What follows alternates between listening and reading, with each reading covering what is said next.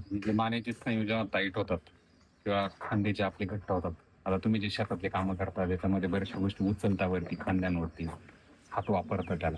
त्यामुळे हा जो भाग आहे ना बऱ्याचदा टाईट होऊन जातो आणि त्याच्यामुळे आपल्याला मेंदूकडे जो ब्लड फ्लो जाणार आहे मानेच्या भागात तो थोडा रिस्ट्रिक्ट होतो.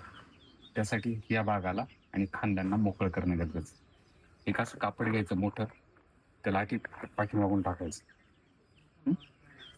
दोन्ही आर्मपीटच्या खालून खांद्यांवरून मागे जेव्हा जाईल ना तेव्हा ते उजव्या बाजूचं डाव्या बाजूला घ्यायचं आणि डाव्या बाजूचं उजव्या बाजूला घ्यायचं.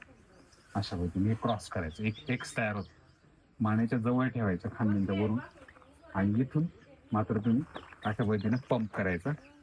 छाती उचलली गेली पाहिजे, खांदे डीप व्हायला पाहिजे, छाती उचलली गेली पाहिजे.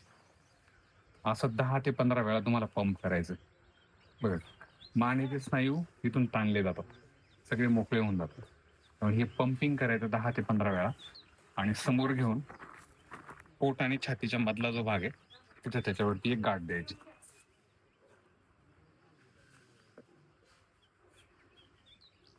जर तुम्हाला वाटलं इथला भाग जास्त टाईट झाला, अशा अंगठे इथे टाकून चेक करून घ्यायचं. हे करा. आता तुमचे हात फ्री, तुम्ही सगळं काही करू शकता. तुम्ही बाईक चालू शकता, शेतातली कामं करू शकता, ट्रॅक्टर चालू शकता. हाऊस वाईफ राहतात ते घरातले कामं पण करू शकतात. भांडी वगैरे करणं ते सगळ्या गोष्टी याच्यामध्ये करता येतात. हे 1 तासभर ठेवायचं.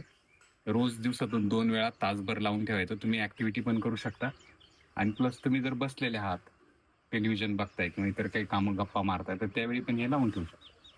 अशा पद्धतीने करायचं.